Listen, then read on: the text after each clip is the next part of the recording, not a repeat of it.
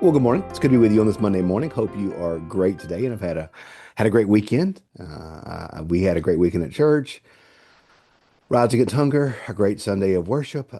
Just it was a great weekend, and look forward to a good week this week. A lot of good stuff in ahead and in store for us. But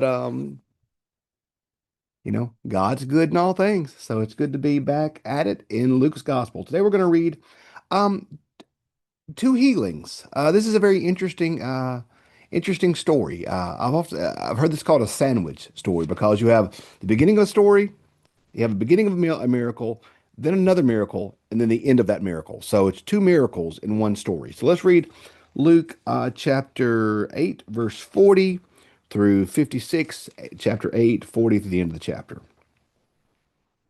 Now, when Jesus returned, the crowd welcomed him, for they were all waiting for him. Just then there came a man named Jairus, the leader of the synagogue. He fell at Jesus' feet and begged him to come to his house. He had an only daughter, about 12 years old, who was dying. And when he went, the crowds pressed in on him. Now there was a woman who had been suffering from hemorrhages for 12 years. And though she had spent all she had on physicians, no one could cure her. She came behind him and touched the fringe of his clothes, and immediately her hemorrhage stopped. Then Jesus asked, "Who touched me?" When all denied it, Peter said, "Master, the crowds surround you and press in on you."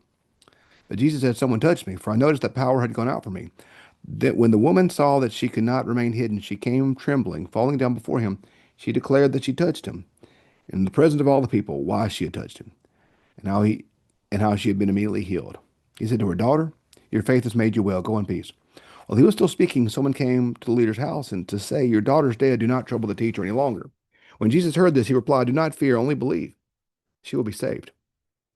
When he came to the house, he did not allow anyone to enter with him except Peter, John, and James, and the child's father and mother. They were all weeping and wailing for her, but he said, "Do not weep, for she is not dead, but sleeping." They laughed at him, knowing that she was dead. But he took her by the hand and said, "Child, get up." Her spirit returned, and she got up at once. Then he directed them to give her something to eat. Her parents were astounded, but he ordered them to tell no one what had happened. So we see these two healings, and I want to remind you of what we've seen in Luke's gospel, of this theme of the margins. How over and over again in Luke's gospel, Jesus is going to the people that are on the margins, the ones who are easy to miss, the ones who are often ignored, the ones no one's looking at or looking after, and performing miracles, bringing healing, bringing restoration to these folk who are on the margins. And so today we see, like I said, two healing accounts.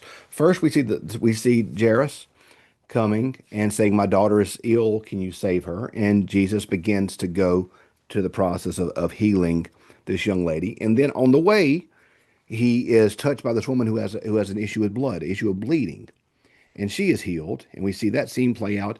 And then we see him get to Jairus's house and heal the daughter. So we see two women, one of whom was a child. Well, I'll say a woman, but she was 12 years old. She was not yet an adult in society. She would have been a female daughter. She would have been a child. So she would have been out of sight, out of mind. She would have been just on the margins. Nobody would have seen her. Nobody would have thought about her. She would have been of no importance.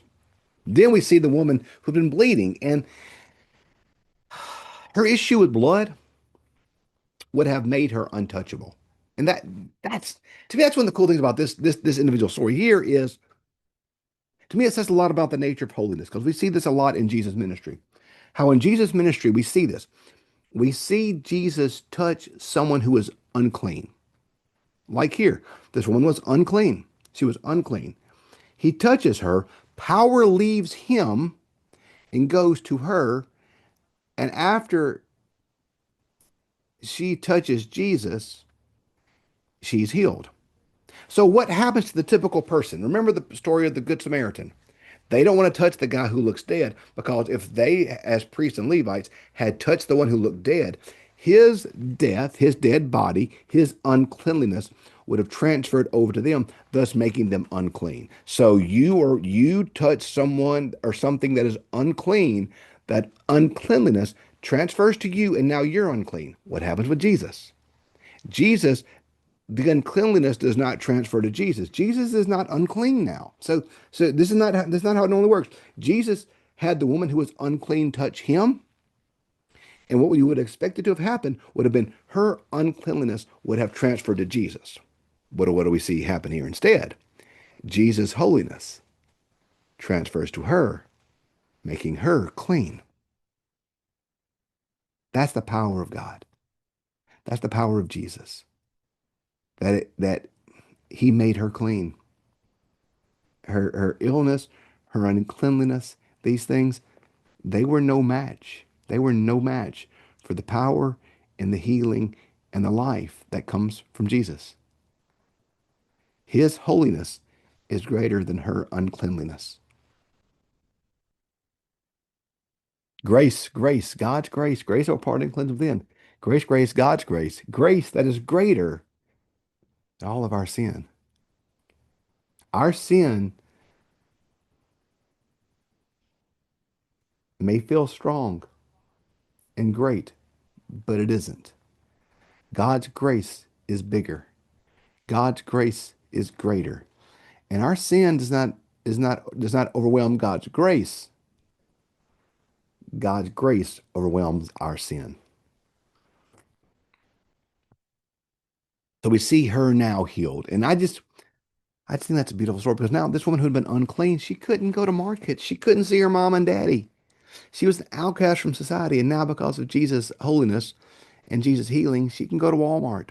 She can go to the market. She can go see her family. She can go to Sabbath with her family. She can go to the synagogue. She's clean. She's whole. She's welcomed back into society. Jesus has restored her. And then we see the young girl. We see her healed. We see that she was dead. And he said, no, no, she's just sleeping. I got this. And he brings her to life. And so we see here two of the great barriers, two of the great foes, two of the great things in opposition to life, to them in their life, to us in our life. Sin, death. They can't overwhelm Jesus.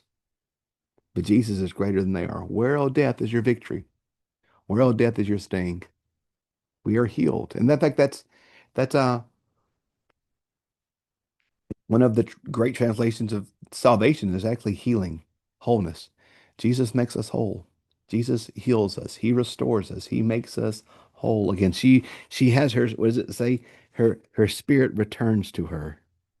By the way, I love 53, verse 53. It says, they laughed at him, knowing she was dead. Hmm. How often do we know? Oh, we know she's dead. We know he can't be saved. We know they can't be restored. We know they can't be brought to life. We know that revitalization cannot come to the church. We know that revival can't come to the nation. We know these things intellectually. But Jesus took her by the hands and said, child, get up. Just because you know it. Jesus is greater than our sin. He's greater than our brokenness, and friends, he's greater than our knowledge. You're not smarter than Jesus. You're not. You're awesome.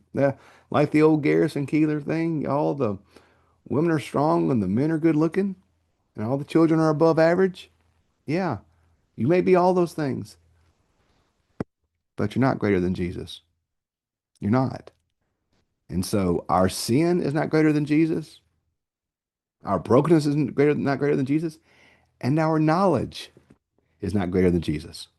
Jesus heals, brings life, and restores. So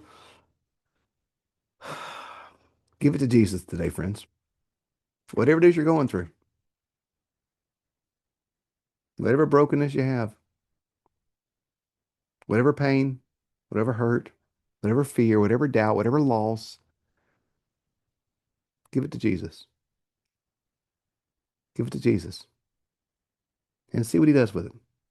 See how he brings life to places that look lifeless, brings healing to places that look healing, and frankly, overwhelms our what we think is our great knowledge, but that pales in comparison to him. So give it to Jesus today and see what he does with it. Hey, thanks for being with us. We'll pick up with chapter 9 tomorrow. Have a great day.